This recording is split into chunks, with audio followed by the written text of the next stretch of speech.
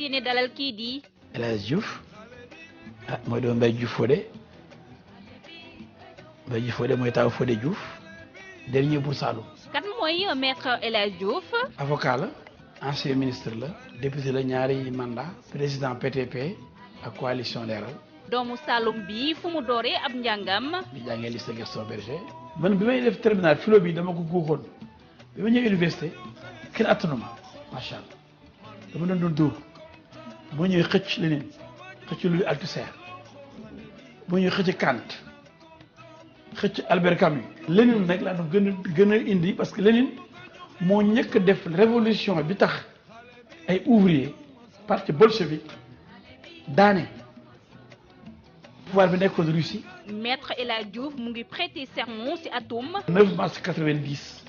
la prêter serment bien que maa ngi at bi quand même 89 mais 90 lay prêter serment. gannaaw ba mu defee 25 ans de carrière doomu Saloum bi tel naa dugg lool ci wàllum politique. politique laa njëkk a dugg politique moom maa ngi dugg benn xale bu ndaw. alors dégg naa sax ci naafeq yooyu lu mu tudd seen tur ñu ne oui El Hadj Diouf socialiste njëkkoon nekk PS daa nga parti parata soo ko dem fii dem fee ma ne suma kër maam bi ma nekkoon bi may jàngi lycée Kaolack on est siège parti socialiste. sama professeur de philosophie classe de terminale bëggoon ma fonk ma et puis gis aussi xam ni man sama tempérament mooy révolutionnaire moo ma recruté yóbbu ma LDMPT. gannaaw ba mu àndee kii di maître Abdoulaye Wade bëggoon neen xam lool lan moo ko tàqaleeg moom. bon gisuma lu ma xam gis politique libérale au début daal gisuma daal ma ne daal naa créé sama parti. lu mu gën a bañ ñu teg ko ci kaw doomu aadama bokk na ci. man injustice du ma ko supporté. injustice ak jéem a nax nit ñi c'est-à-dire jaay muusaange ak jaay doole sama rab yi ak fen non mënuma ci dara. musique yu muy gën a déglu mooy. musique moom salsa mooy daaneel salsa ak goyaan li may def moom beneen affaire la. ci wàllum xewlu maître El Hadj Diouf bëggoon na lii di. waaw bu njëkk ceebu jën la woon ba sama yaay xamoon na ko bu ma jógee Dakar jànge ba ñëw Kaolack ceebu jën bu neex la may defaral mais sama jongo may xam nañ ko mais xam nga suukar fi boo jëm mag da koy wàññi ci ceebu jën daa bëri suukar donc ba ma defee analyse ñu ne ma de war nga def attention amuloo jabet mais yaa ngi koy jege laa ne na lépp luy suukar ceeb diwlin yooyu xam nga ceebu jën surtout bu xonq bi neex ba dee man boobu laa bëggoon de wala ceeb bu weex bi ak suul tu bëggëj lu ne la mais léegi dama koy wàññi léegi nag lu mu am jël sauf suufu kànja dama lekk suufu doomu Saloum bi moom monogame la wala polygame. waaw parce que Sénégal la ma dama tubaab mooy am benn jabar benn xaj yàlla mu jàll musal. voilà ñoo ko jusandoo maître El Hadj Diouf fas yéene jàkkaarloo kii di soxna Ndeye Fatou Ndiaye ci émission sortie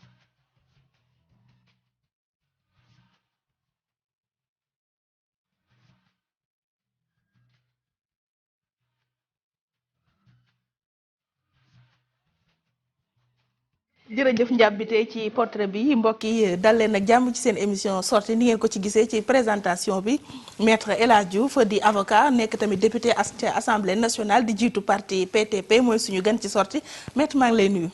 maa ngi fay sama doom day faatu. ñu door nag émission bi gis nañu temps yi au devant de l'actualité ñu gis la yow en tant que député mais aussi nekk avocat ngeen am recours bu ngeen yóbbu ci conseil constitutionnel ngir ñu càmbaraat règlement intérieur bu bees bi ñu voté ci assemblée nationale ban teq-teq ngeen ci gis ba yóbbu recours bi ci conseil constitutionnel. waaw gis naa sax ñu comprendre wul dara mais nañu dégg tër rek ñu damm na ni ne vote yi kenn ko wote waat ñun yóbbu foofu vote yi. vote yi sàcc na. ñoom ñoo war a am gàcce tëj seen gémmiñ ndax bu dee da ngaa compter ne am nga ndàngam moo tax seen waa jàll te amoo ko te dem nañ ba reconnaître ko naa seen président groupe parlementaire nee na sax juum nañ ndax téeméeri juróom fukk watewuñu ndax man mii waxee yéen watewu ma te bëri naa ci morom Ablaye Makhtar Diop wax na ko ak ñeneen grand sëriñ ak ñeneen yoo xam ne vote bi dañuy fekk ni ñibbi. da nga votewul wala contre nga voté wala. damaa watewul. carrément damaa dem dogo ji sama kër ndax dañoo wax sabatuma te jëmul kër te ñoom ña koy wax dañoo bëri macha allah dañoo bëri nañ ba nga xam ni xam naa day jàll du ma fa nekk nag man di leen may sax succès mel ne fa ab figurant taxaw fa parce que da ngay wax du jëriñ dara ñoom jël nañ décision ba pare ma ñibbi sama kër toog déglu rajo bi ñu ne wéy téeméer ak ñeent fukk ak ñaar d'accord nañu ñeent d'accord nañu ñeent abstention muy téeméer ak juróom fukk mu ne waaye dama jomme soo kër ci ba doog noonu ma ne xanaa man assemblée léegi ëpp na téeméer ak juróom fukk kon di dem ni man rek ba ma ca boolee léegi xanaa kon téeméer ak juróom fukk ak benn la te man wate wu ma defuma abstention defuma pour defuma contre ndax dama gedd ñibbi sama kër waaw kon léegi man fi may def sama kaa rek wane na ne sàcc lañ waaw boo tax bu yore salaam réy naa waaye compte bi foofu lañ ko waroon a waxee waat nangam xam nga la gàccee di bëgg a rey ñu sa fekk la nga sàcc daw ak ooru jàmbur mu dàq la ci mbedd ba jàpp la nga def sa kër ga ma waroon sàcc nga ma avant may génn kër ga ak sa or loolu wax la sàcc chaîne jàmbur di daw ñu dàq la ci mbedd bi mais sa waay taxawal yow ko da nga sàcc chaîne bi nga ne waaw mais waroon nga ma ko sa kër avant may génn sa kër xam nga loolu lu ñuy amuñu xam ne amuñu gàcce sax mais ñun loolu tax ñoo dem conseil constitutionnel voté vraiment du vote bi nag lan moo leen tax a dem mooy constitution bi ñu jalgati mooy loi bi ñu jalgati xam nga constitution Sénégal dafa wax lu leer a leer la wax fii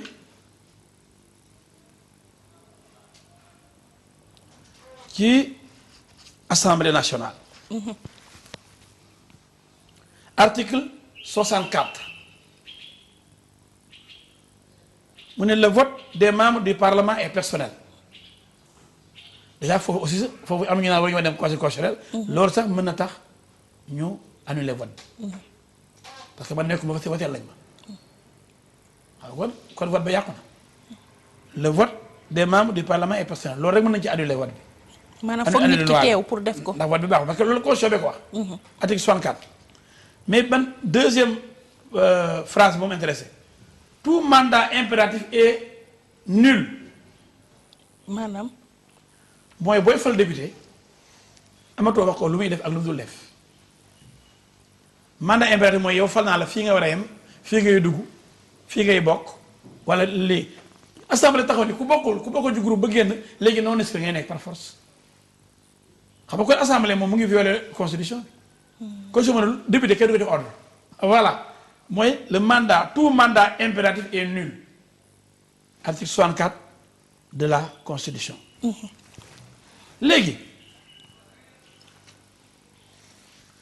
léegi li am mooy ñoom ñoo jóg jël loi boo xam ne ni boo génnee ci groupe parlementaire bi doo bokkaat mënatoo bokk ci beneen groupe parlementaire da ngay nekk non inscrit te non inscrit day neex rek mu nekk ko comme man xam nga man ci ñe fal Macky Sall laa bokk suma xarit la ñoo ànd daane Ablaye Wade mais bi ñu def député dama ni man gëwuma Macky Sall may ma député gëwuma loolu man gëwuma def ci listam rek comme ni mu defee ñoom ñaas ñoom Tanor waa réew mi waa PIT waa LD ñoom ñëpp bokk benn liste mais lii dafa yomb di kon ni ngeen daal Sénégal daal kon na ngeen tricher parce que kenn du xam kenn mooy kan kenn du xam AFP luy dooleem kenn du xam doole PS di ngeen a xas nañ ba taay de man duma dara ay Pili Forest waaw Pili Forest boo xam ne man moo ko tële boppam ak ci def bokk ci liste président ku ëpp jom ak ku ëpp mérite ki fay 20 millions fal président ba pare nii kat fal nañ président Benno Bokk Yaakaar laa bokk waaye fal nañ ko waaye nag nañu am jom nag ku nekk dem posé ko ku nekk ñu posé ko ku nekk ñu xam luy dooleem luy poids am bu baax ñu créé benn groupe parlementaire bu ñu demee assemblée mais pour ñu ndax président bu ñu soog a falu àdduna bi yëpp président bu ñu soog a falu bu demee député ci mois bi ci topp day raflé yëpp kon man mi ñemee risqué jàlloo président bi war a raflé lépp ndax ñu koy soog a fal man guerrier laa de man damay xaru mais ma ne xaru boobu nag may nag le député du peuple danaa xam ne danaa am député wala du ma am député mais Fapal Ibrahima Agne amee 0 député Talla Sylla am 0 député Moussa Tine am 0 député dem si yàlla si Demba Diarra Malax am 0 député Badiane Namora am 0 député Ndella Madior 0 député reste les Verts Ousmane Sow Ichar 0 député Batabara Diop ancien directeur du COUD 0 député 11 listes député Ndella Madior ñoom 0 député waaw man bu ma amee sama benn député bi te maa fay sama xaalis kenn mayu ma xaalis bu ma campagne maa loué ay oto fay ay hôtel def campagne yem député ak Djiboka muy Pili Forest may Pili Forest yem député ak Faxas yem député ak ay Decroix ak Diop si ak Mamadou Lamine Diallo ñun ñoo ñëpp Pili Forest lañ mais fu ma waxee ñu ne El Hadj Diouf plus fort la fa na mën a xara ba ne yéen waa PS yéen amu leen plus fort yéen zéro ngeen am ndax yéen yóbbaale ma parti bu toll ni PS. moo tax bu ma déggee ñu tëb di ngan naan ñun un parti comme ñun mënuñoo bañ a am candidat présidentiel. waaw ma ne pourtant mu leen ko ci député yi de. député yi da ngeen bokk ci ginnaaw booy bi booy Macky Sall yéen màgget yi parti bu juddu depuis 1900 daw leen jóge leen fi yéen réew mi ñeent fukki at dem léegi di bokk ci ginnaaw liste Macky Sall pour am député. léegi parti boobu bu dem ay prix forest du ma naqari. bu dee tournevis dana am lu 20 000 moo ñaata. 20 000. waaw ñaar fukki junne. yu wate lañu El Hadj Diouf fu mu am député même bu dee prix forest la parce que bu dee ñaar fukki junne ak ñaar. mooy nekk député mooy quotient bi.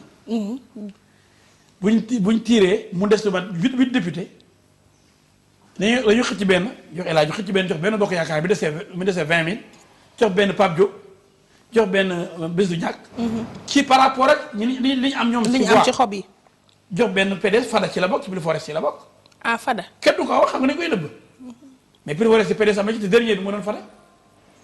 même par la jot daal te pourtant ba dem mu ngi ne laaj par exemple PDS mais Sénégal dañuy yabaate est-ce que ñooñu ku ci demoon am na sax du ma tudd turam. waaw non wax ko rek. non du ma tudd turam ba day indi polémique parce que du ma nawleem wax na ko sax dañuy laaj chef de parti la man du ma chef de parti.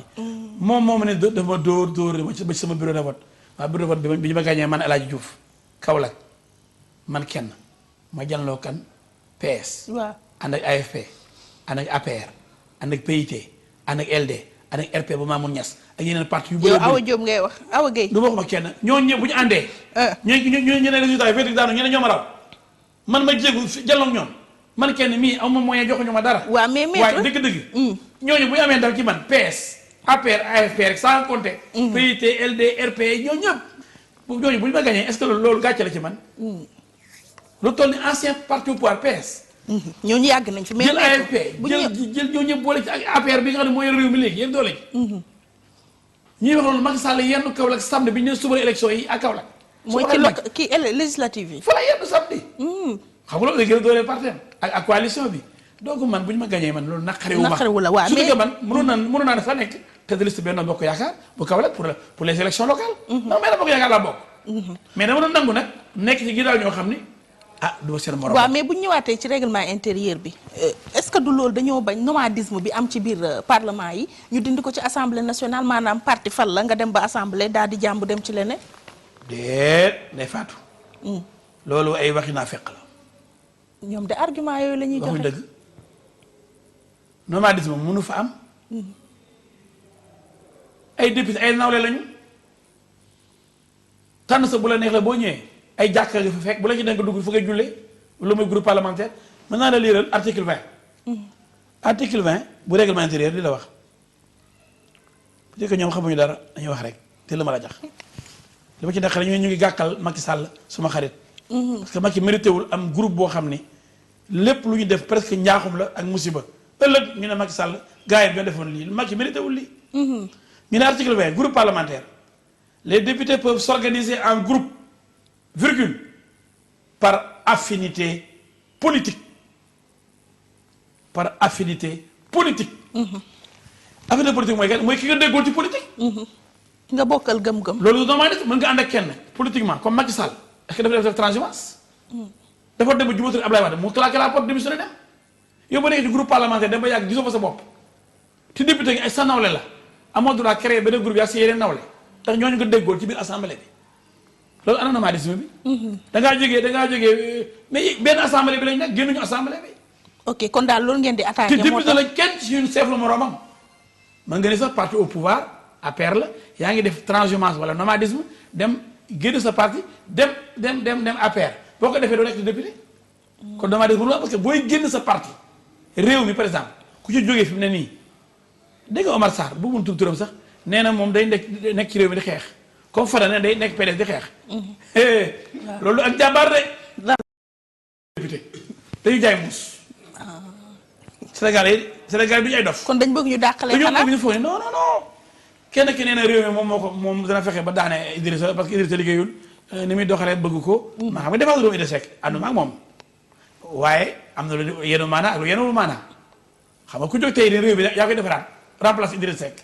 xam nga da ngay wax lu la neex xam nga ko jógee di Ablaye Wade da toog jox la parti bi Wade moom parti yow sa bopp moo la defar ba nit ñi xam la nga ne ko non léegi daal amatoo dara yoretoo pouvoir bi sa doom ci kaso bi dangaa sonn léegi man jox ma affaire bi ñooñu ñëpp am na ku leen ko waxtaan yi bu ngeen bëggee seen parti dem leen def ne Macky Sall dem na sos seen parti su waaye tëgg seen dëdd ubbi seen jàkk ko bëgg ñëw ànd ak ngeen julli mais kër jàmbur waa dama moom PDS mais aussi réew mi Idrissa Seck moo ko moom man sa bëgguma waxal jàmbur mais nag dama bëgg aussi di yéen nit ñi xam nga ni bu fekkee ni yow da nga jóge ci parti ñoom ñoo gën a xam ni ku ci jóge ci partem muy Modou Diagne Fada sama boy la sama xarit la ci lem bien muy Omar Sarr sama xarit la ku ci jóge ci partem ñoom ñaar ñooñu du dégg te monsieur le député honorable député dañ leen di génne avantage yi ñu am yëpp ci député duñu abati da ngay nekk chômeur wala nga am problème moo tax seen jàmbaarisme bi ñuy di wane temps yi naan dañuy toog ci parti bi reyante ku génn dee tooguñu fa ndax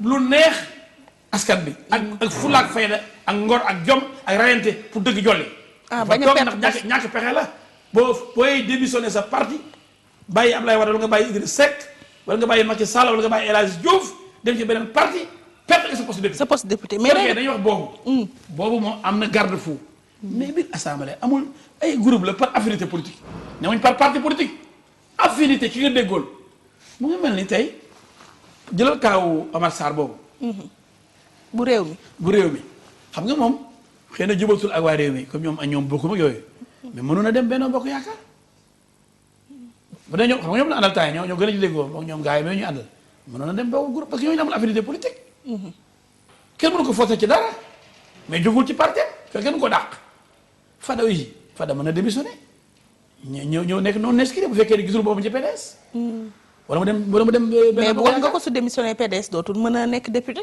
non waxuma mu démissionné dama ne bu fekkee ni mënul démissionné PDS mu démissionné ci groupe bi assemblée bi te bëggul génn assemblée mën a génn groupe parlementaire PDS dem fekki ñeneen ànd ak ñoom ok loolu yëpp mën na am c'est-à-dire député moo amul chef dañ la war a bàyyi nga libre nga député ci boppam loolu sax moo tax may leeral lu bëri député moo am importance bañ tax ñu ne ko dañu am immunité parlementaire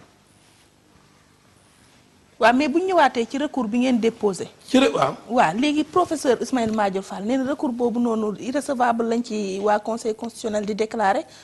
ndax waa ni ñu ko bindee Ismaïla Madior mooy kan man dama jommi mu ne nee na jàng na droit waaye man maa ngi koy xoolaat nag parce que man aussi man maître la et science juridique avocat international moom nee na professeur la mais am na professeurs yi même ci école yi professeur yoo xam ne élèves yi dañuy demandé ñu seet du départ du professeur ndax incompétence am na école yoo xam ne ay lycée yaa prof mat bi xamul dara parce que même opération yi bi joxe du joxe résultat yi wala physique chimie wala philosophie booy taxaw ne demandé départ du professeur Ismaïla Madior suma xarit la je l'aime bien dañuy doon def ay séminaire salé yu yàgg débattre mais dama am dama rusloo lu tax ndax bu ne su recours dafa irrecevable ma liir gisuma lu wane irrecevabilité bi lu may mu ne règlement intérieur bii nga xam ni loi organique la mu ne résolution la waaw nee na du loi organique nee na du loi mu ne doon loi moom dafa war a constitutionnel mais nee na c'est pas résolution nee na bien que sax ci kaw dinañ ci def ci loi organique xam nga ni kii dafa yeb yow bu ci bindee loi organique portant règlement intérieur de l'Assemblée nationale waaw léegi moom est-ce que am na droit taxaw moom kenn de mu ne du loi résolution xëy na constitutionnaliste bi mu doon xam-xamam xëy na moo màcc ci lu ngeen constitutionnaliste man dafa gën a constitutionnaliste constitutionnaliste mooy lan mooy bi nga amee maîtrise nga def option nga def DEA administration relations internationales wala ay droit des affaires am ci DEA après nga nekk professeur mais la ngay lire ci def examen ñëpp lire nañ ko en droit kon da ngay am ay thèse bi ay mémoire rek def ay thèse de doctorat daal di jàll après def agrégation jàll concours la ñu poser la ay questions nga répondre mais mënuñu fi jàng dara lu kenn jàngul li ma ko mën a wax mooy man dama yërëm suma xarit ma sañoon Macky Sall sama xarit ba di ko jàppale rek ba léegi ànd ak moom te ànd bu dëgg nag bu méttee ba méttee maay jóg taxaw moo ci Karim Wade de force ma wër télévision yi les Sénégalais yi ba ñëpp toog kenn yëngatuwul affaire jàmbaar yi maa la problème bi kum neex kum naqari maa leeral mbir mi ba ñëpp toog dégg ba ma waxee ba pare ñëpp d'accord nañ ci jàmbaar yi dem Arabie Saoudite bu tàngee ba tàng xaritam dina jóg ma xam ne ma may xaritam mais nag sa gémmiñ ci xasoon na sa doomu ndey la koy wax ki la bëgg du ki lay loo bëgg rek mu ne waaw ki la bëgg mu naan la ah lii baaxul ci yow. lii day gàkkal parce que jëlee député yi 10 pour am groupe parlementaire yóbbu ko 15. ñu ne un dixième bi la. un dixième wala un vingtième wala un cinquième wala wala le centième mais bi Abdoulaye Wade ñëwee dafa gis ni bi ñu defee élection législative PS am 10 députés mu ne léegi ku am 10 députés am nga groupe parlementaire xam nga loolu mooy générosité politique xam ne politique bi dañ ko def pour ñëpp ni débat assemblée bu amul débat amul groupe parlementaire yu am maanaa lu mooy benn groupe parlementaire PDS parce que moom kenn rek moo amoon de 10e mais Abdoulaye Wade mooy en 2002 bi mu tasee assemblée bi ba 98 bi la dañ ko tasee ba ñëwaatee muy defar beneen élection mooy ñu ko soog a fal xam par exemple ko soog a fal day bëri député mooy dama waxoon rek ci ma sama pili forest yi maam fi jàlloog ñoom ci man ci laa bokkoon ñu ko fal président donc Abdoulaye Wade bi ñëwee mu ne bon vraiment bàyyi ko ci 10e bi daal day tax du am benn groupe parlementaire d' opposition ci comme AFP ak PS ay parti opposition lañ naan jox ku nekk groupe ko daa def affaire bi 10 mu changé règlement bi ni léegi ku am 10 députés da nga mën def groupe parlementaire PS daal di am groupe parlementaire ak Tanor Dieng gide ko AFP am groupe parlementaire ak ñoom Moustapha Niasse ñoom Madièye ñoom Ablaye Babou à l'époque fële ñoom Tanor Dieng Khalifa Sall ñoo siégé. mais ñoom est-ce que delloo wuñ ko ci bu njëkk ba rek avant Wade di changer règlement. comme démocratie day dox. ci léegi am 15 députés dafa jafe par exemple bu ñu ko defoon nii kenn du am député kenn du am groupe parlementaire parce que PDS amul 15 députés 12 la moo fa ëppale c'est-à-dire li ñu bëgg a dox ne bu ñu xoolee logique bi rek mooy li mujjee am rek mooy depuis donc 2000 ba léegi benn opposition mosul am 15 députés benn opposition mënul am 15 députés. du mën a am kon groupe parlementaire. 10 ak 11 fii nii 12 ak ay 4 ak ay 3 ak ay plus forest waaye léegi nga tëbata ni léegi il faut ñu delluwaat ci bu njëkk ba nga xam dafa am opposition forte bu Ablaye Wade daan am ay 18 députés Ablaye Wade 26 députés contre Senghor ak contre Abdou Diouf yooyu boobu c'est dépassé. parce que opposition mel ni bu Ablaye Wade 26 ans d'opposition pour jël pouvoir bi dem ba ancré ci dëkk bi Wade la soppi en marche amagul opposition mel noonu mais Macky Sall bi jël pouvoir bi amatul opposition mel noonu. dafa bett gaa ji sax ndax boobu mu ngi liggéey suuf travail souterrain mais daawul mel ni Abdoulaye Wade da doon fu mu romb rek Marti Sandaga àll bi dëkk bi toj soppi donc doole yooyu benn parti d'opposition amatu ko pour am 15 députés waaw bu fekkee ne Macky Sall dañ koy def loolu. ñu ko léegi la nekk 10e bi. par exemple de 10 à 15 loolu musiba la di. waaw mais nag am na yeneen tamit yu ñu def ci règlement intérieur. maanaam 5 ans bi ñu yóbbuwaat. yooyu daa jëm léegi mais dama ne la est-ce que jëlee 10. même 15 5 députés république pour nga am ko. c'est-à-dire noonu bu ñu jëloon configuration actuelle assemblée bi. kon kenn du am groupe parlementaire à part Macky Sall. est-ce que loolu du rey démocratie ah loolu day rey démocratie. moo tax ma ne man sama xarit Macky bëgguma ñu dugal ko ci ay erreur lii moom du ma ko mas a nangu te ëllëg. dina mën a élage ci affaire raison. mais est-ce que am nga dëkk rek mooy mujj. léegi ñii naa fekk yi di wër di wax. waaw naan dañ ko war a yëkkati pour ñii duñu am groupe ñii duñu am groupe. wala ñu bu génn fii. doo mën a dem feneen pour bañ waa PS bu ñu génnee créé seen groupe dañ génne créé groupe. mag yi mën a ëpp doole téeméer bi nga xam day jàll du ko tere jàll premier tour bu mu ragal PS yi di ko jël en otage ba ñu jël ay mesures daan nañu ne jéem a bloqué jox ci président au conseil des collectivités locales. waaw neexal fii neexal kële fële comme ça ñu toog suñu wet nañu toog liggéey ñu ànd ak Macky Sall loolu laa bëgg ñëpp ànd ak Macky liggéey. Macky mais PS moom day am candidat ñoom leeral. mais bu amee candidat te parti bi folo ko nag ak Tanor Macky la gën a jege mën naa mu ànd ak Macky mais bu boobaa nañ bàyyi noonu groupe yi comme génn groupe def sa groupe. waaw dafa am yoo xam ni day gàkkal Macky Sall. ti man bu ànd ak nit damay bëgg lépp weex comme sama montre bi. ëllëg ñu ne Macky defoon lii bloqué député gars yi yéen yére seen làmmiñ di wax naan waaye nomadisme te Macky naan transhumance d'accord na ci bëgg na ko loo xam ne da cee ànd ñoom day mel ni dañu contre président. waaw mais est-ce que am nga yaakaar transhumance assemblée amul transhumance. waaw mais à part loolu rafetlu nga li ñu yóbbuwaat mandat président bi 5 ans. lu ma gën a ñaaw loolu mel noonu amul. mandat ak ndof la. président assemblée xam nga loi Sada Ndiaye coow lee bëri rek mais comme dañ ko defoon pour éliminer Macky Sall kenn bëgg toon ñu éliminer Macky Sall ndax loolu complot la woon. complot bu ñaaw la woon ndax Macky Sall dafa liggéeyal Abdoulaye Wade quand même. c'est vrai Wade defal na ko waaye moom defal na Wade nekkoon na président nekkoon na premier ministre am nekk directeur de campagne am jiite liste élection législative bu 2007 maa ngi Macky Sall lañ jëlee ñu ci gouvernement bi dàq ñu yóbbu ñu assemblée nationale benn bis loolu lañ ko fayee ba mu gagné ba pare donc moom it Macky war nañ ko mais warul tax ñu ne nañ ko complot pour dàq ko bi mu demee assemblée nationale. donc complot bi méttee woon na contre Macky Sall mais terewul loi boobu Sada Ndiaye génne même bu fekkee dañu jubluwoon nu ñu mën a dàqee Macky Sall ëllëg mais maa ngi lay yëgal ni. loi gënu koo baax. loi Sada Ndiaye bi ñëpp. su ma gis loi bu gën a révolutionnaire loi boobu. lu tax bu ko xoolee ci ay Macky Sall. parce que Macky man moom la àndal. bu ñu ko seetee ci ay émotion mooy woo complot la woon bañ génn Macky nañ ko seetee ci objectivité loi boobu lan la ñu indil loolu la ñu seet. lan la ñu indil nañ ci dem. mooy lan.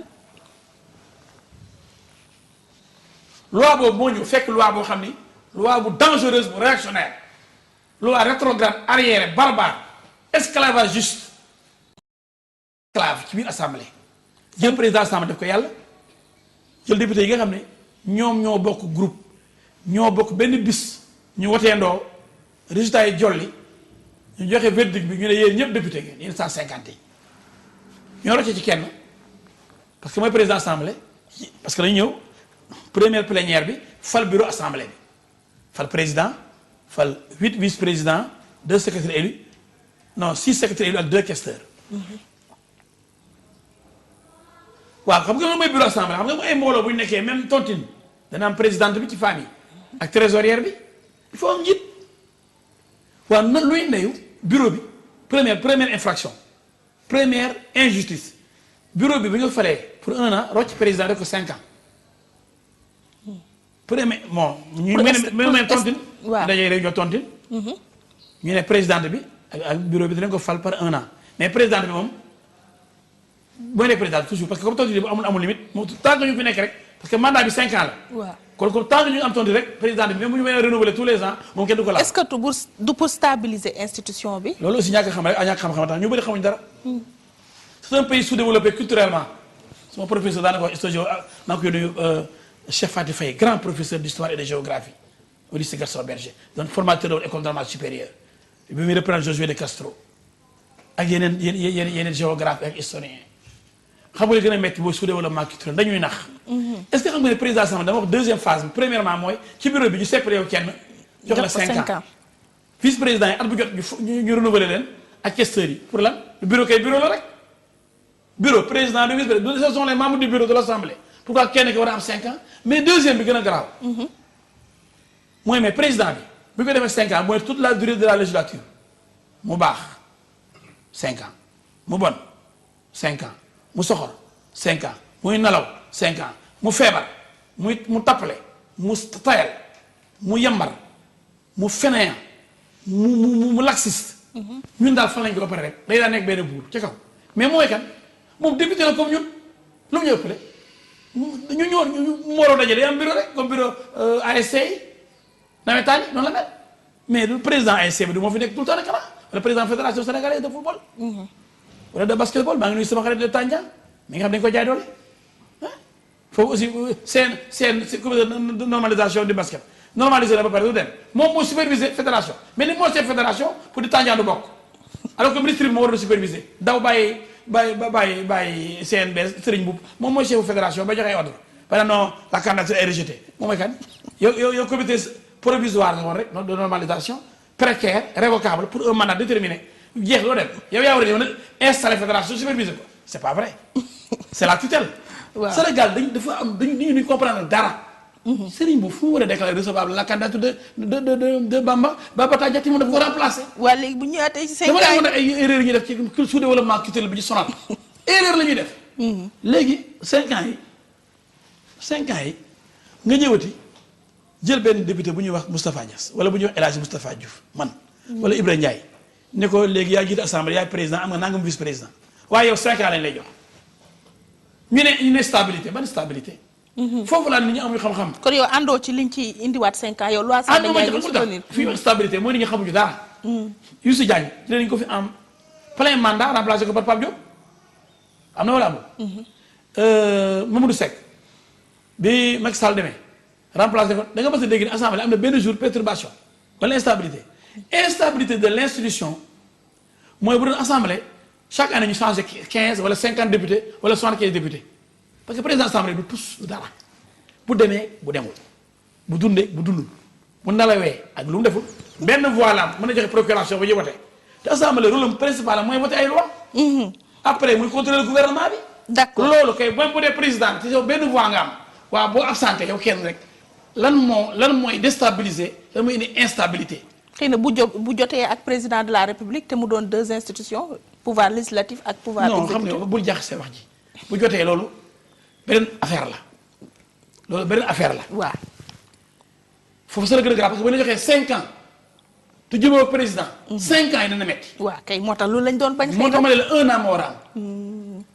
kon bu ko delloo 5 ans yow maa amee 5 ans ma nekk nga fuuy président assemblée bu ko joxee 5 ans bu ko neexee ma fuuy foofu la li mën a indee problème moom président de la république. da koy diir mbagg ndax erreur bi ma wax mooy dañu foog ni institution bi mooy président de l' assemblée président assemblée du institution turam nekkul fii ci titre nga gis fii ñu bind l' assemblée nationale. kon daal nit ki amu ci solo daal. turam nekku ci. d'accord léegi assemblée nationale xool assemblée nationale mu ngi nii pouvoir législatif l'assemblée nationale mu ngi nii pouvoir du bureau ñuy leeral yëpp a ngi fii.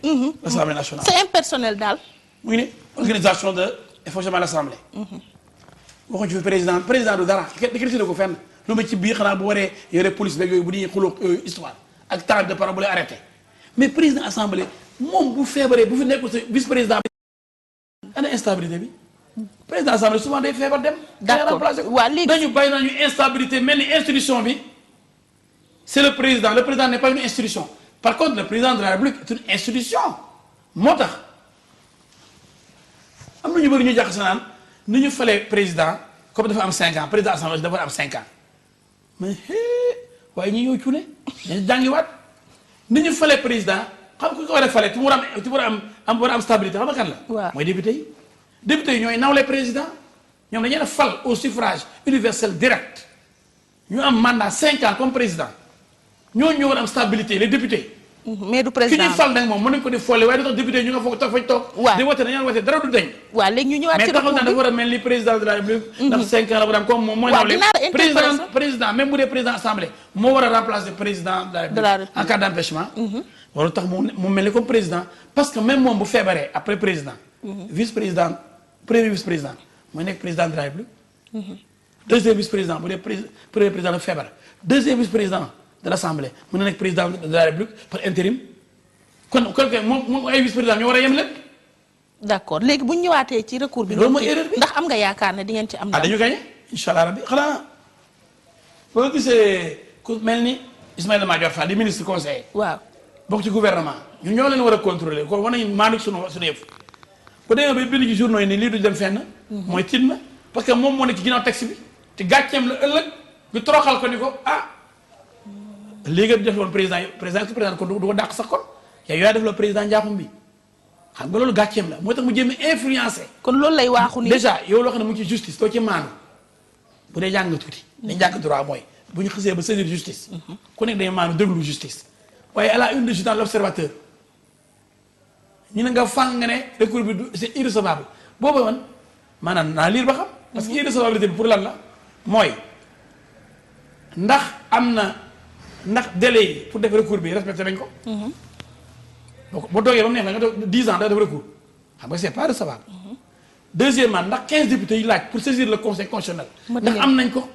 man dafa foog dañoo gëmloo nit ñi xëy na am na ñoo xam ne ñoom dañoo signé seen place waaye 19 ñoo signé. sur plus de 30 ans laa lay wax 19 signé nañ ñeneen ñi nekk ñu fi woon ni ñun de bëggoon nañu ñëw ñu leen garaaw. mais 19 signé ñu déposé dans les délais c'est recevable. donc la recevabilité donc recevabilité mooy. lii ngeen ma jox man mën naa koo jël. d'accord kon daal am nga. soog a song fond bi. bu songee fond bi article 64 lii rëdd naa la ko léegi. d'accord lii de mandat impératif. kenn mënu jox benn ordre député.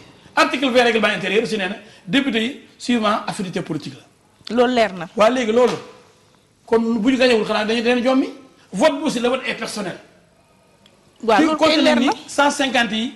kon man wote wu ma ci boole ma ci wote pour ñoo ne 142 pour. waaw léegi kon nañu xaar. kon vote aussi c'est nul. waaw ñu xaar rek. tout est nul. ñu xaar nag li ci waa conseil constitutionnel di. wala wax sa waay tiit nag ba commencé di wax ñu ñëw nag ci assemblée bi 3 ans def ngeen ko ban bilan nga may defal ci liggéeyu assemblée 12e législature bi ak yi nga xam ne sóobu woon ngeen ci début bi ba léegi. assemblée sóobul ci dara lu may nelaw rek ak tàccu ak fecc assemblée bi mooy assemblée gën a yées bu assemblée amee ba léegi parce que li ma may chance ma xam ci dara mooy. dama fekkoon assemblée beneen bi ak ñoom Doudou Wade ak Macky Sall Mamadou Seck.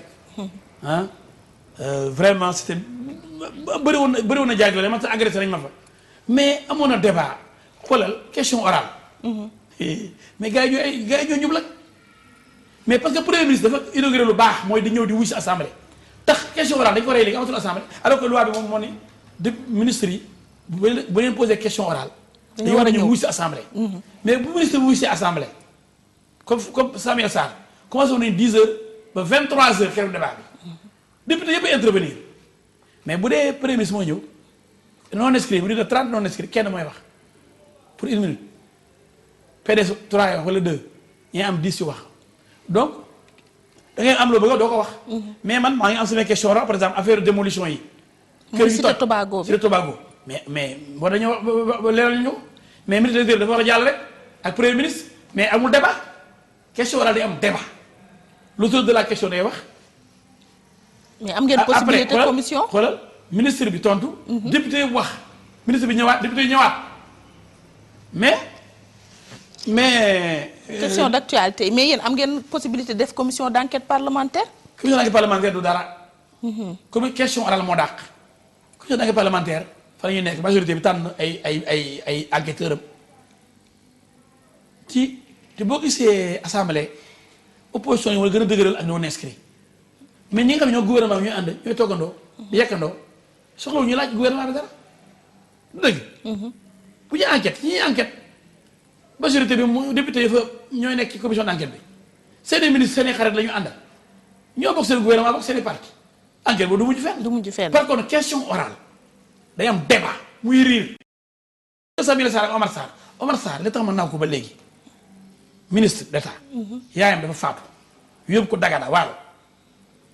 le lendemain mu ñëw wuy si question orale devant les députés sur les inondations moo tax ministre urbanisme habitat expliquer inondation yi banlieue bi yëpp ak mesures yi Abdoulaye Wade bëgg a jël mais loolu ñun 3 ans question orale amul assemblée man damay poser sama ñëppay poser question orale. mais du mujj fenn. kenn du la faale na leen premier ministre dana jóg premier ministre bu ñëwee question yi d'abord ñu koy poser du ñu bëri ensuite amul réplique ensuite ñu bëri du ñu wax donc question bi dañ koy escamoter.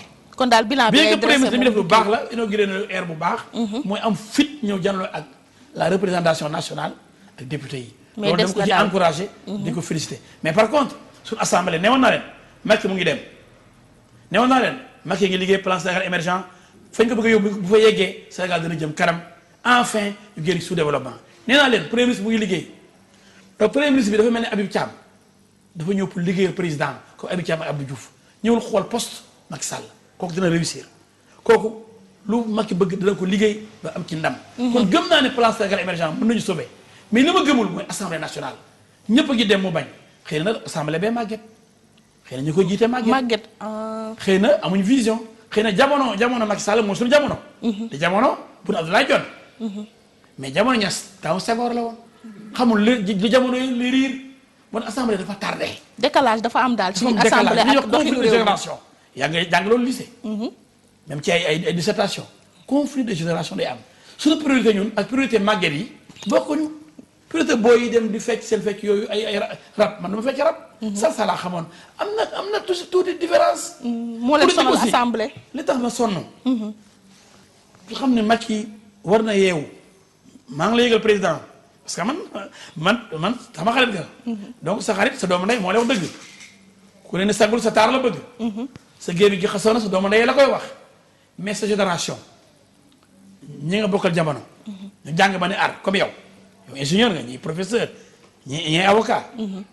wala nga oolee sa wet ñu liggéeyal la te jël ay màgget yoo xam ne jeexal lañu ay retraité ak extra retraité ñoo xam ne depuis seconde ñu ngi nekk en activité ñooñu ñoo la war a gérer yow wër la encadré la di la conseiller di nga war a def pour Sénégal jëm kanam foofu laa tiitee man ak gars yu bëree ma ne ah wax sunu waay moom du waxtaan ak moom.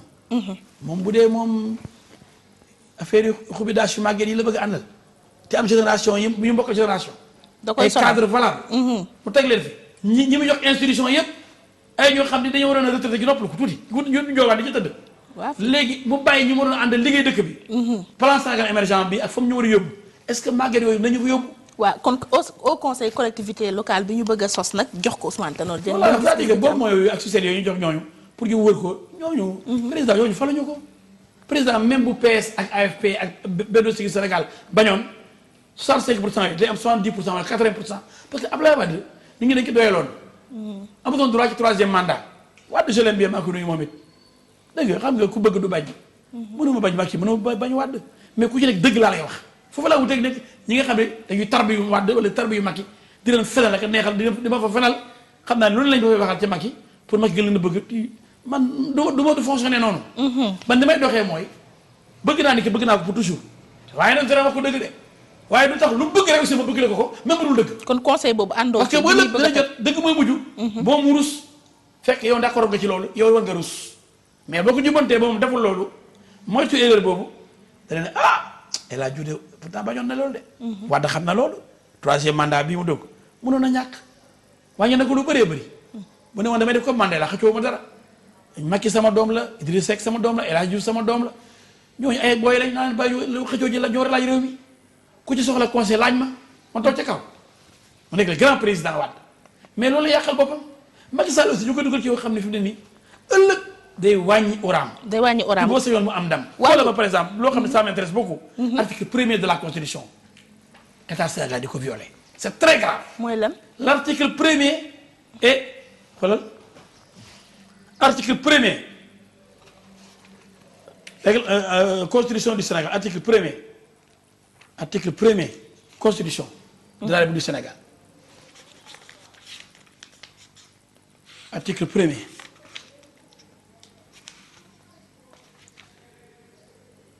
voilà article 1er titre 1er article 1er titre 1er ñu bind de l'État et de la souveraineté la République du Sénégal est laïque démocratique et sociale.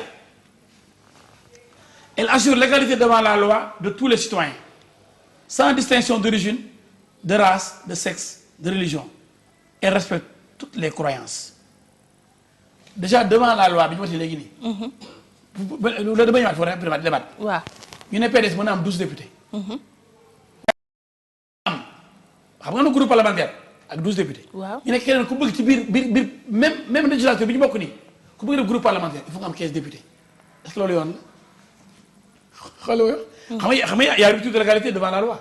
loi boo xam ne non yéen PDS. bokk leen ci yéen bokk leen ci kaw mais keneen ku bëgg nag léegi nii créer beneen groupe il faut mu am 15. kon yemale wuñ ci ku ne groupe la rek donc y a rupture kooku da tax ñu gën a daaneel loi boobu annulé ko. d'accord mais may si rek ci li ma ñoroon. ñu ne la République du Sénégal est laïque. ah c'est important laïque mooy ku nekk nekk chrétien. ku nekk nekk musulman ku nekk nekk athée mooy ba gëm yàlla. waaw léegi xam nga man. ñëpp gis nañ ma ne Sénégal dafa war a envoyer ay jàmbaar ñu dem Arabie Saoudite. pour défendre les lieux saints. Makka ak Médine loolu kon képp ku jurit waru koo bañ. mais nan lañu mën a waxee ni dañu toj ay mosquées chiites Sénégal ça dañuy respecter aussi religion nit ñi. dañ la République du Sénégal est laïque mooy ku la nekk kon ku ne am nga droit def nekk ci diine bu la neex. waaw. su ñu ne elle assure l'égalité devant la loi de tous les citoyens sans distinction d'origine, de sexe, de race, de religion. Elle respecte toutes les croyances. yokk ci elle respecte toutes les croyances mais chiites ay musulmans lañ. ñoo bokk yonent ñoo bokk alxuraan ñoo bokk yàlla te dañuy julli comme ñun juróomi julli ñoo bokk lépp. xëy na comme fii Mouride Tidiane dañ bokk daal xëy na ay gédd. mais pourquoi ñuy fermer ministre de l'Intérieur de fermer ay mosquées chiites ensuite ñu tabax ay université ñu di leen bloqué loolu j'interpelle le président de la République. d'accord loolu mooy indi ay musiba. ay musiba nañ encadré religion yëpp. waaw muy mel ni ne kenn fi tabax église mais ku mën a tere ni ñu nekk catholique surtout que ñun ñëpp ay musulmans lañ entre chiite ak sunnite mais loolu aussi day indi discrimination ak violation de la constitution luñ juboo ak Arabie Saoudite. ñun problème bi chiite ak sunnite du suñu problème mooy suñu constitution moom mooy ku nekk gëm. nga gëm la ay xar. wala ay garab wala ay nit wala yàlla. lu la nekk gëm nu la nekk nga koy jaamoo chiite ay musulmans lañ waaye ngir yàlla président waaye dañu liggéey seen liggéey. tabax seen université seen jàkkee ñu ubbi ko. waaw mais maître tëj jàkk nit c'est grave. maître nag ñëwal ñu dem nag ci question yi nag. maître nag léegi wàllu retraite yaa ko doon wax sànq mag yi ñu ko wër ay mag lañu ak yooyu mais noo gisee Pape kii Sakho Omar Sakho bi ñu yóbbu conseil constitutionnel te mu retraité ba pare. ah l'exception la conseil constitutionnel ñoom les 5 sages. waaw sage mooy ku retraité. kon loolu sage mooy ñi nga xam ne wutatuñ dara. mais yeneen magistrat seen bàmmeel la ñu xalaat déglu ma. dañuy toll benn at yoo xam ni lu ñu àtte dëgg la war a nekk ndax wutatuñ dara. xam nga ku retraité mooy jeexal nga ci àdduna presque yaa ngi xalaat sa bàmmeel yaa ngi liggéey pour sa bàmmeel ndax li nga liggéey ci bàmmeel bi rek moo am importance loolu liggéey doo ko fekk. te Pape Oumar Sakho moomu mooy rek Pape Ousmane Sakho bi démissionné woon comme ministre des finances mooy famille bu am ngor am jom ñëpp dara ñeene Sénégal ñooñu mën a yore réew nit ñu am dignité gi noonu billaay Pape Ousmane Sakho ministre des finances. Pape Oumar Sakho président cour suprême est-ce que xam ne Pape Oumar Sakho Abdou Diouf dem na ba foogoon def ko contre ndax ba may relaxé Ablaye Wade te Wade deful dara Wade dana julli ay organiser ay julli ci mosquée ñu ne ko waroo fee julli ay talaata xam nga Wade taay xaw na dof la Abdou Diouf mu relaxé Ablaye Wade ñu di ko jàpp ci ñàkk fayda Wade jàpp nañ ko ay yoon mais bu ci nekk dañ koy bàyyi. mais magistrat au grade yi nag ndax ñoom duñ leen di yóbbu tam ci instance supérieure yooyu de la justice ñoom it. ci la seen carrière ci la ñuy dem ñoom ñëpp ñu fa. mais il faut ñu retraité ba pare. non pas forcément. daanaka jaxate retraité woon na ba fay dem. ñoom ñëpp ah. ay ñoom kon Kéba daal yow Mbaye contre principe boobu noonu. oui ay Kéba Mbaye ay Youssoufa Ndiaye yi.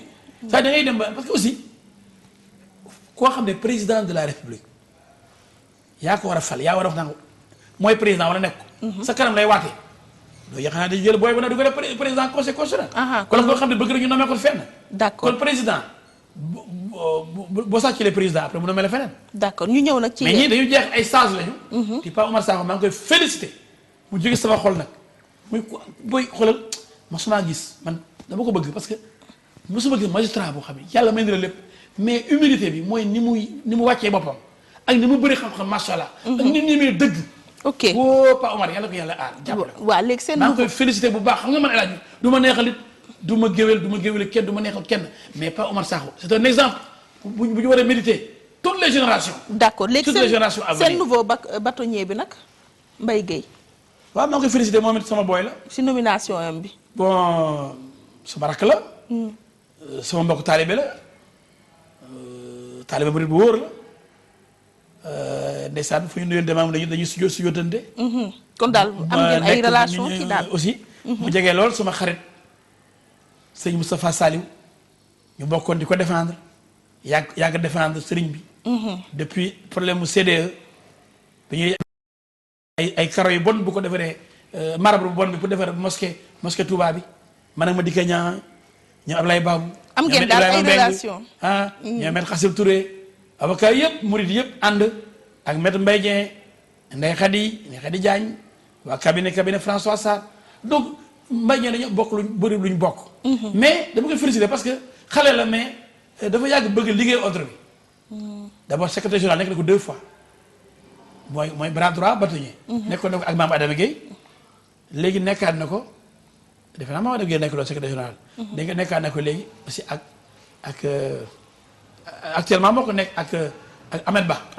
ak Ahmed Ba donc comme moom xam na ni ñuy fonctionner foofu dina xam liggéey bi li mu laaj. waaw mais ñu di ko ñaanal rek. sa digganteeg bâtonnier nag ndax temps yi déggoon nañ ngeen am coow yow ak ñoom ba ñu suspendroon leen. bon suspendre luñu ma parce que Sénégal yoo xam ne damay plaider nu ma neexee ci Sénégal ak àdduna bi yëpp suspension bi moo tax ñu ne war a jàngiwaat suspension bi dafa am fu mu war a jaar. boo defee appel suspension boobu dañ koy suspendre suspension bi nga boo defee appel la suspension est suspendue te man dama jàng droit ba ne ar duma ko ñu xoxatal duma ko ñuy napp tey laa gën a nekk avocat. démb rek plaidé naa. kon mesure boobu. kon ñu bëri ci foofu ndeysaan xëy na dana ma xañ xaalis yu bëri laaj bëggoon naa ko jël waaye dañ ko suspendre dara amu ci. dara amu ci. naawoon fa woon maa ngi dóor ba léegi am na ñu naqari am na ñu neex am na sax ñu jaxase carte gi naan oui après mi tax suspendre ma. waaw après bi dossier bi. bi ma rencontré bi moo tax ndax dégg naa sax dof boobu di wax dama ko tontu naan ñun amuñu avocat boo xam ni dafa escroquer client ba suspendre ko man escroquer ba ma kenn de naa la ba bëgg ma leer après buñ boolee problème début bi nga xamee ne daf ko ma ko rencontré. waaw pour mu bàyyi ko. ñu arrêté procès bi intérêt après la ndax dama la yebal fu ne. mais est-ce que waxoon nga ko ak moom yëgoo nga ko ak moom. du ma taalibe après du ma doomam du ma jaamam après man la yaakaar maay kilifaam kenn du ma yaakaar yëpp ma.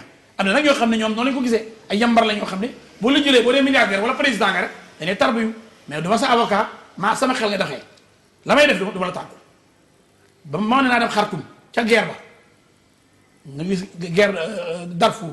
ma dem sommet Union africaine Khartoum 2005 ma dem Addis Abeba.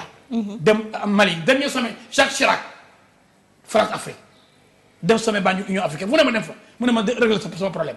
may majeur président yi ma war a waxal. boo toogee ba dégg ma ne ma ñëwal wis sama pour problème am damay daw yaakaar mais yàq na yëpp xam nga man dama joobi ma ne ci dañ ko liggéey xanaa man fi ma ko naroon a teg ak fi ma naroon a jaar ba procès sax du am ñu def commission vérité et réconciliation au Tchad jàmm am ñu may ko jàmm loolu gënul ñu gëm la ko ne li tax ma gis début wàllu xaalis sax tudd nañ ko ci mais li tax suspendre ma laa bëgg leer Sénégal yëpp waaw nee nañ waa conseil de l'ordre wóoroo mën a dem kër après ba nga soldat yi alkaati taxawee ak gendarme yi di lëmbëj këram di seet ay armoire am ak ay rondelam ñu ne avocat du ko fekkee yóbbu ko moom taj salon bi ne ko doo bouger toogal fi yéeg ubbi armoire am te moo warul gis jabaram du xool ñu tëj dugg kër jabaram nekk jabaram di ëlbati di jël yóbbu ay mbir yoon ni juge d'instruction dès que mu inculpé benn nit lépp lu ñuy teg kooku muy audition muy perquisition avocat war na ko expertise lu ñu mën a def avocat day fekke ñu violé donc droit inculpé un inculpé lépp luñ ko teg mooy décision bu juge d'instruction jël di ko teg benn inculpé avocat war na fekke lépp lu ñuy def ma dem pour loolu fekk nag ñu ne ma doo fi dugg ma ñëw fekk gars yi ak seen i yet seen i fetal seen i char de combat man lu xew pour xool kër après lu fi nekk rek sama am naa ci droit ñu ne ma doo dugg. ma insister ñu ne doo dugg ma sol sama robe avocat ne xanaa respecté nañ robe bi. comme dama ñëw liggéey avocat te perquisition liggéey tribunal moo déplacé donc avocat bi déplacé donc avocat war na sa robe loolu moo ne kii avocat la. jox ko cëru avocat. ma sol sama robe ñu delloo ba gën a violent gën ma ba wax ni ma doo fa dugg conseil doon avocat nii waroon woon a sa robe avocat waroon woon a sa robe avocat ci mbedd mi. deuxièmement waruma woon a jéem a forcé ni damay dugg. loolu lañ la kii man la nag man d'accord la ñoom ci li ñu wax ndax avocat ba dama dugg ci salle bi pour plaider te soo robe soo dugg ci salle bi ma ne avant may dugg ci fi ñuy def perquisition bi fallait ma soo robe pour mën a dugg ñu xam ne avocat la. beneen biit kenn mënu ma tere sama client durant la phase d'instruction ñu di ko defal perquisition ñu ne avocat bi ko fekkee loolu enquête préliminaire la woon te loolu ci xëy na ma ne kon juge yooyu xam ñoo li ñuy wax.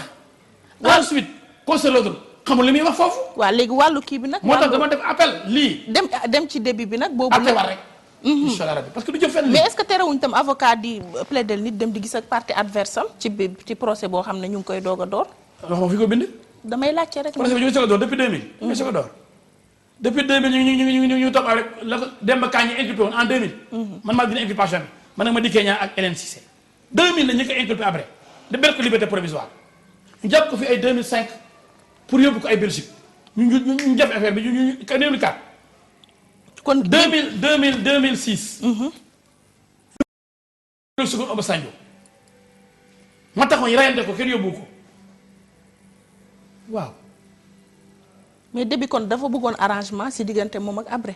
du ma ci wax la début naroon. la may wax man du ma ci waxte dara parce que génn naa ci dossier Habré mais li ma la mën a waxal mooy. neewuñ kenn même da ngay am léeg-léeg dossier ak beneen client. sa client ni la avocat bee laa bëgg a négocier. négocier ak partie bële ngeen waxtaan ba trouver solution à l'amiable. d'accord ngeen jël PV devant le tribunal. mu jeex. waaye nag xam nga noonu du tuut. kon daal kii nga def nga appel ci loolu noonu mais rapidement Me El Hadji Diouf sa gis-gis ci 1 an acte 3 décentralisation suñu temps bi moo jeex tàkk. waaw acte 3 bi daal man gis naa ni am na ay rëq-rëq yu bëri. gis naa maire yi ne amatuñ moyen bien que nag bëgg nañ jox doole maire yi comme ça maire d'arrondissement yi du nekk ay simple maire yu ñàkk fayda. dañu am doole ko maire Dakar loolu war kontaan naa ci. mais nag aussi war nañu jox ay moyens ndax population yi mën a dund bu baax. parce que maire yi dafa am solo ci réew. mais li ma gën a contre nag moom maa koy contre moom ba xëy na ëllëg dina mën a juum nga mooy maire yu bëri yi léegi village yëpp ay maire lañu. léegi ay maire de village moo am des maires de village ndax communauté rurale yëpp léegi ay maire lañu ay village yu amul tali amul goudron. amul lampe amul bâtiment ay dégg ñax la kay yow ne ville la mairie la. kon war nañu xoolaat loolu. yow léegi est-ce que mairie nga une ville dafa war a am ay conditions pour nekk une ville. ok da ngay am ay lampe ay poto lampe. am ay infrastructure loolu mooy ville la ville c'est différent du village. d'accord léegi bu jógee ne acte 3 village yëpp léegi ville lañu. décret ville kenn du ko décréter. d'accord léegi dernière question sa parti PTP ndax jiitu parti nga ci prochaine échéance électorale yi ñu dëgmal présidentielle 2017 wala 2019 mag ngay àndal wala da ngay dem ak sa bopp wala da ngay ànd ak ñas. waaw barki démb am na réunion am solo fi ñu nekk waa PAS bu Cheikh Djibril Mbaye maa ngi koy nuyu. parce que suñu coalition leeral boobu lañu jógalaat taxawal ko ak yenn parti yu bëri.